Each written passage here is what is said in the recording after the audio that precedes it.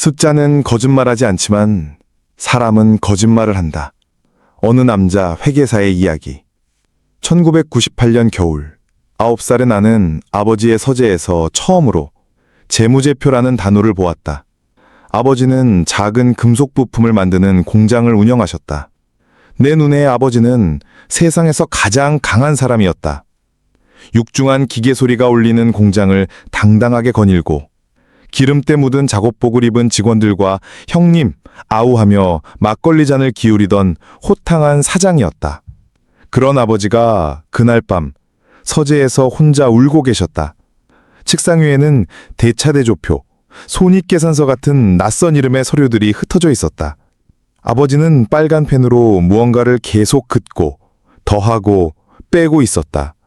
그 복잡한 숫자들의 나열이 무엇을 의미하는지 알 수 없었지만 아버지의 축 처진 어깨와 깊은 한숨이 그 서류들이 나쁜 것이라는 사실을 말해주고 있었다. IMF 외환 위기라는 거대한 파도가 우리 집의 작은 배를 덮친 것이었다. 지훈아.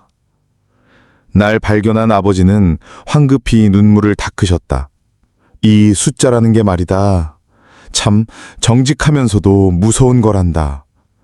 아빠가 이 숫자들을 제대로 못 봤어.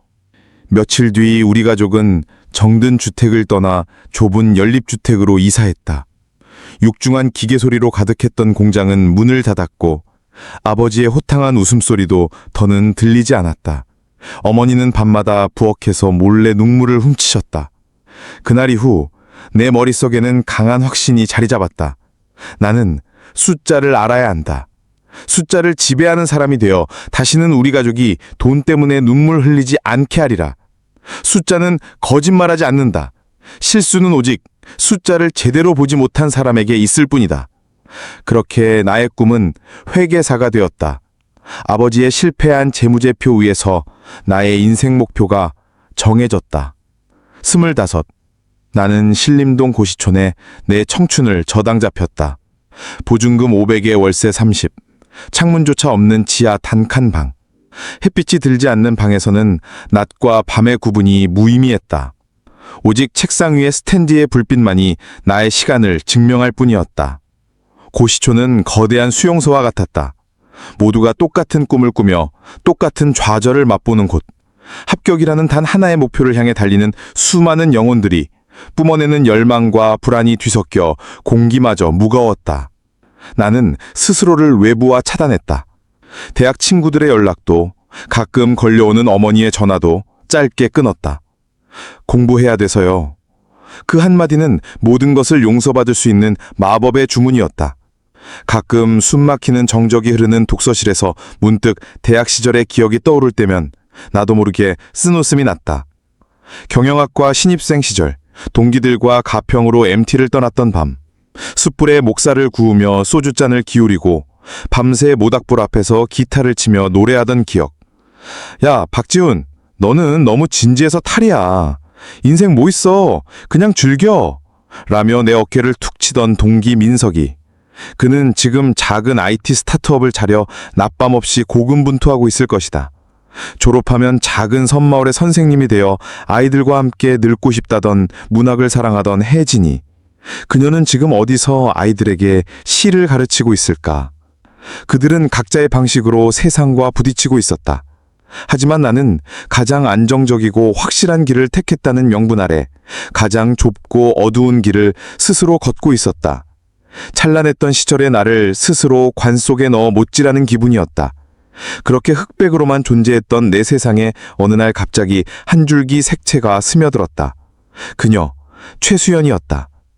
매일 저녁 독서실 앞 편의점에서 컵라면으로 끼니를 때우는 것이 유일한 낙이었다. 그날도 뜨거운 물을 붓고 3분을 기다리는데 옆에서 맑은 목소리가 들려왔다.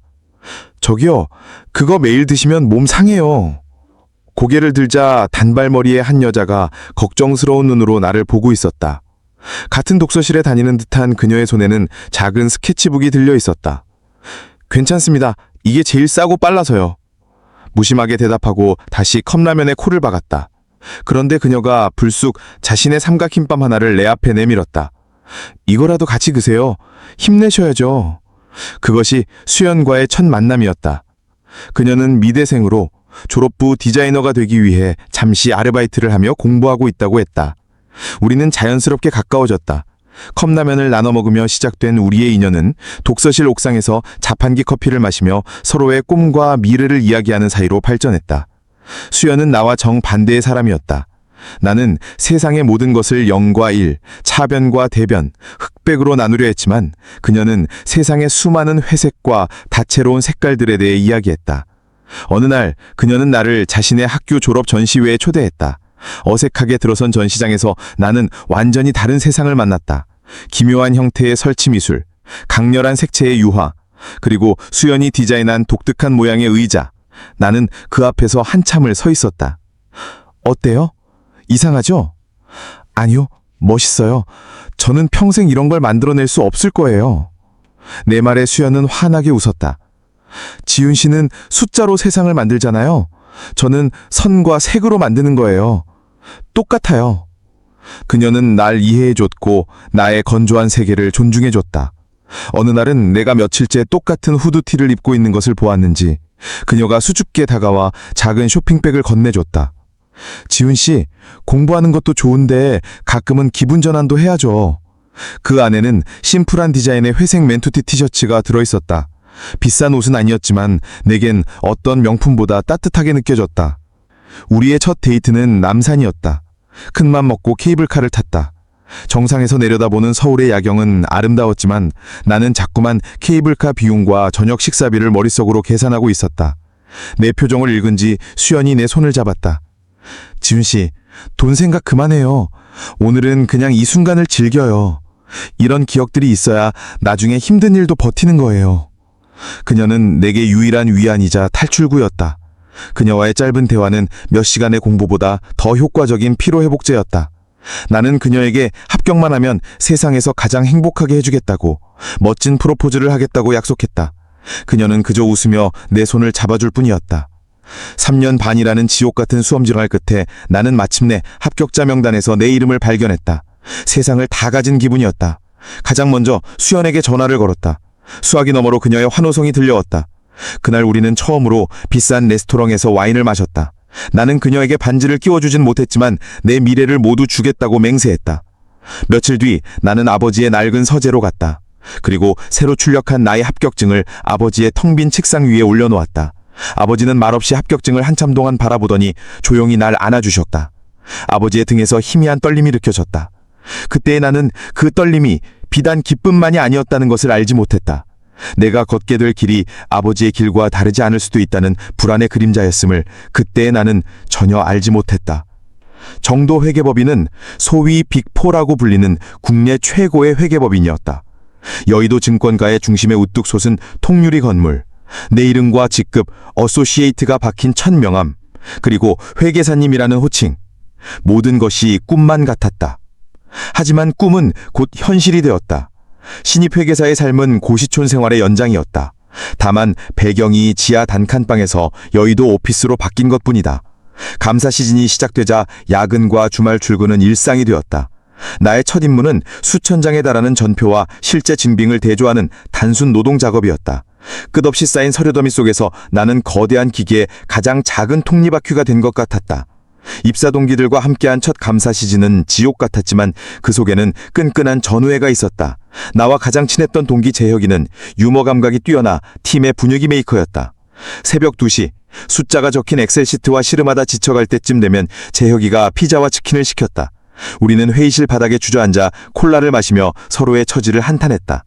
야, 지훈아, 우리가 이러려고 그렇게 코피 터지게 공부했나 싶다. 그래도 재밌지 않냐? 우리가 찾아낸 오류 하나로 회사가 뒤집어지는 거 보면. 그건 그렇지. 이 맛에 감사하는 거지. 그때는 정말 그랬다.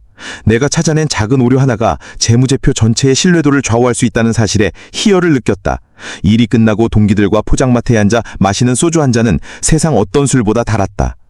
첫 번째 균열은 입사 3년차 한 중견건설사 감사에서 시작되었다. 나는 그 회사의 매출 채권에서 이상한 점을 발견했다. 공사가 중단되어 사실상 유령 현장이 된 곳에 미청구 공사 대금을 버젓이 자산으로 잡아놓은 것이 명백한 회계 기준 위반이자 투자자를 기만하는 행위였다. 나는 며칠 밤 새워 근거 자료를 모으고 논리적인 보고서를 작성했다. 그리고 자신만만하게 팀장이었던 이 차장에게 보고했다. 이 차장은 내 보고서를 훑어보더니 한숨 쉬며 말했다. 박 회계사, 너무 빡빡하게 굴지 마. 이 회사 우리 법인 오랜 고객이야. 이거 하나 문제 삼으면 내년에 우리랑 계약 안 할 수도 있어. 차장님, 하지만 이건 명백한 분식입니다. 우리가 이걸 눈 감아주면 투자자들은 속게 되는 겁니다. 회계사의 사명이 이런 걸 막는 거 아닙니까? 내 항변에 이 차장은 날 한심한다는 듯이 쳐다보았다. 박 회계사, 학교 졸업한 지 얼마 안 돼서 아직 세상을 잘 모르는구나. 사명감, 그걸로 밥 먹여주나? 우리도 돈 벌어야 하는 회사야. 이 정도 유연성도 없으면 이 바닥에 못 버텨. 유연성. 그는 부정을 그렇게 표현했다. 나는 끝까지 반대했지만 결국 내 의견은 묵살되었다. 나는 이 문제를 재욱에게 털어놓았다. 재영 역시 분개했지만 그의 반응은 나와 미묘하게 달랐다. 더럽지만 어쩌겠냐. 우리가 힘이 있나? 그냥 까라면 까야지. 그는 현실에 순응하는 법을 나보다 빨리 터득하고 있었다.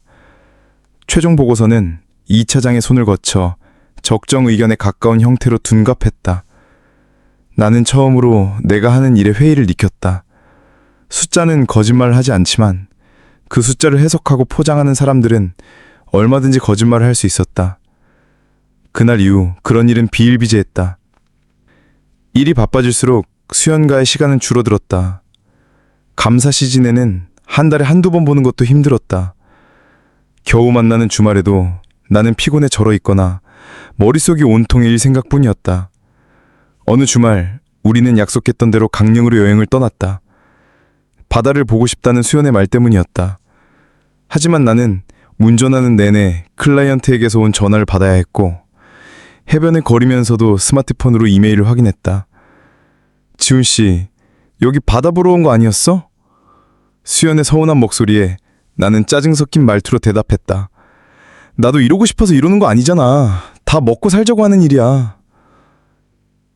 그날 밤 조개구이를 먹으며 소주를 마셨다.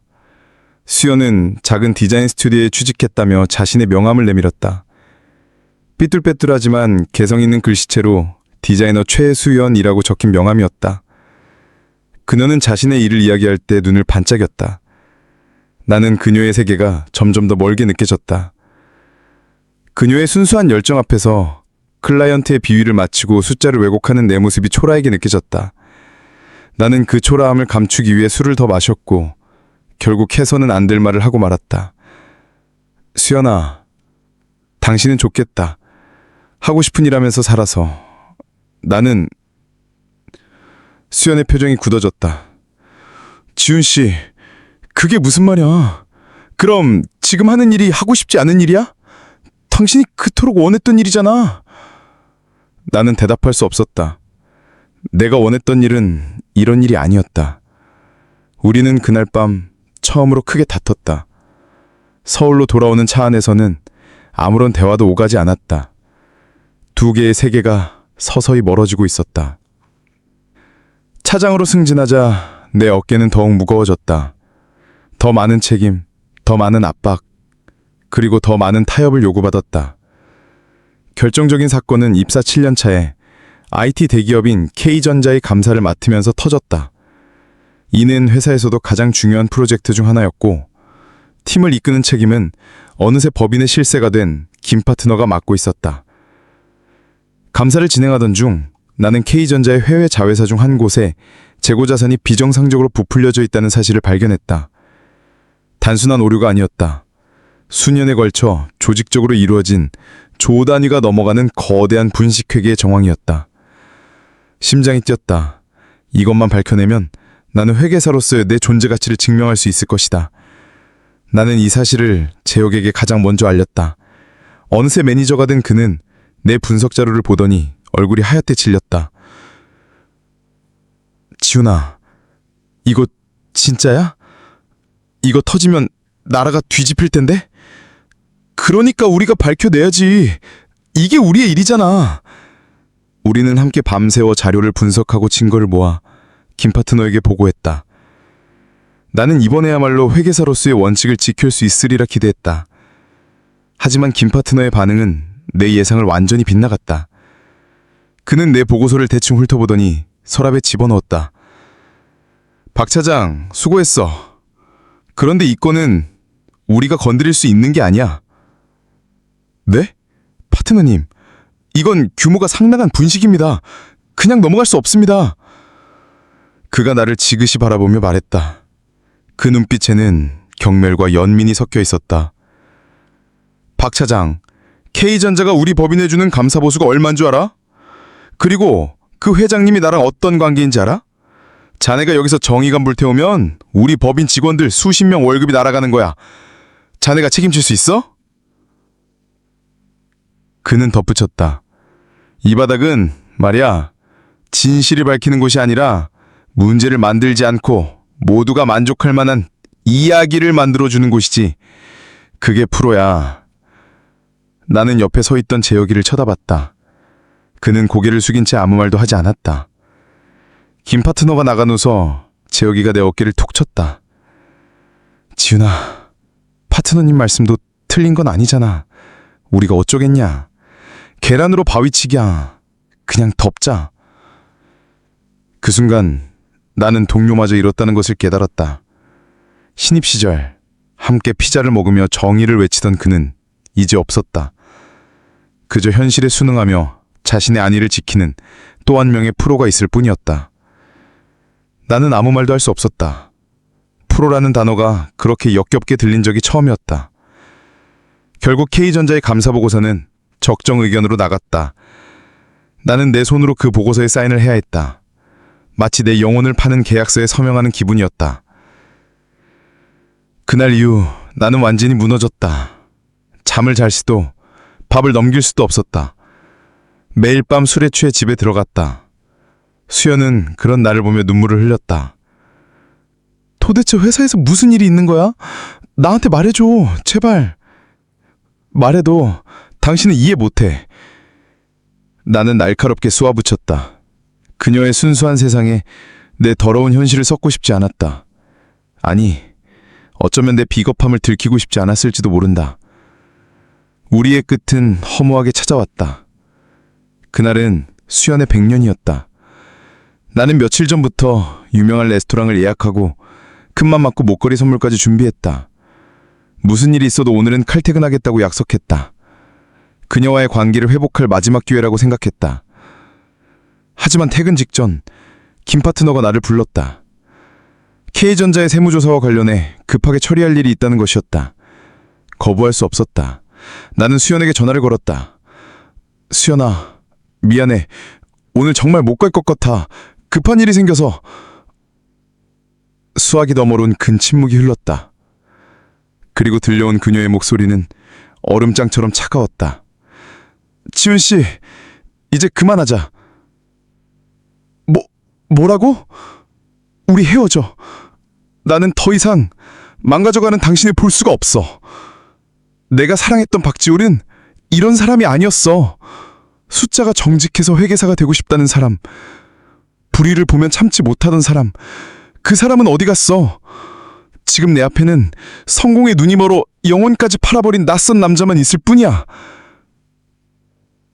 전화를 끊고 텅 빈 사무실에 홀로 앉아있는데 눈물이 왈칵 쏟아졌다. 내가 무엇을 위해 여기까지 달려왔나? 성공? 돈? 그 모든 것을 얻는 대가로 나는 나 자신을 잃었고 내 전부였던 사랑을 잃었다. 그녀의 마지막 말은 내 심장을 관통했다. 나는 그녀를 붙잡을 자격조차 없었다. 수연이 떠난 3년의 시간이 더 흘렀다. 나는 회사에서 인정받는 시니어가 되었고 연봉도 억대를 훌쩍 넘었다. 하지만 내 마음은 조금도 채워지지 않았다. 빈 집, 빈 마음. 나는 기계처럼 일하고 의미 없는 술자리를 전전하며 하루하루를 버텼다. 재혁이는 어느새 파트너 승진을 바라보는 충실한 김 파트너 라인이 되어 있었다. 우리는 더 이상 포장마차에서 소주를 기울이지 않았다. 사직서를 내던 날, 나는 10년 만에 처음으로 자유를 느꼈다. 하지만 그 자유는 동시에 지독한 고독감을 동반했다. 퇴사를 처리하는 마지막 2주 동안 동료들은 나를 유령처럼 대했다. 몇몇 후배들이 몰래 다가와 선배님, 용기가 대단하십니다. 응원하겠습니다. 라고 속삭였지만 그뿐이었다. 나는 며칠 뒤 훌쩍 동해로 떠났다. 수연과 함께 왔었던 강릉의 그 바다였다. 텅 빈 겨울 바다 앞에서 하염없이 파도를 바라봤다. 수험생 시절 그녀가 건네주던 삼각김밥의 온기, MT에서 친구들과 어깨동무하고 부르던 노래, 신입 시절 재혁이와 회의실 바닥에서 나눠 먹던 피자 맛, 아버지의 실패한 재무제표 앞에서 다짐했던 나의 어린 시절, 그 모든 따뜻한 기억들이 눈앞에 아른거렸다. 지난 세월이 파노라마처럼 스쳐 지나갔다. 부모님의 기대를 위해, 수연과의 미래를 위해, 그리고 남들에게 인정받기 위해 나는 끊임없이 나 자신을 채찍질했다. 하지만 그 과정에서 나는 가장 중요한 것을 잊고 있었다. 바로 나 자신이었다. 나는 타인의 욕망을 나의 욕망이라 착각하며 살아온 허수아비에 불과했다. 수연, 대학 친구들, 재혁, 김 파트너. 내 인생을 스쳐 지나간 수많은 사람들은 모두 각자의 길을 걸어갔을 뿐이다. 나는 그들과 함께 걷고 있다고 믿었지만 결국 모든 선택의 순간에는 나는 혼자였다. 타협의 순간에도, 포기의 순간에도, 그리고 이별의 순간에도 그들의 손을 놓아버린 것은 결국 나 자신이었다.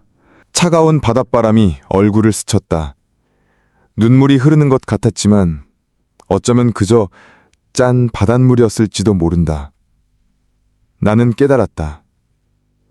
인생이라는 기나긴 여정에서 타인은 잠시 함께 걷는 동반자일 뿐, 결국 이 길의 시작과 끝에서 오롯이 혼자인 것은 바로 나 자신이라는 것을. 그것은 절망적인 비관이 아니라 모든 것을 잃고 나서야 비로소 마주하게 된 차가운 진실이었다. 이제 나는 누구의 기대도 시선도 신경 쓰지 않고 오직 나 자신을 위한 길을 걸어가야 한다. 그 길이 어디로 향할지는 알 수 없지만 적어도 더 이상 나 자신을 속이지는 않으리라. 거대한 파도가 밀려와 내 발밑에 모래를 쓸어갔다. 마치 지난 10년의 어리석은 발자국을 지워주기라도 하듯이. 나는 텅 빈 백사장 위에 새로운 첫걸음을 내딛었다. 철저히 혼자였다.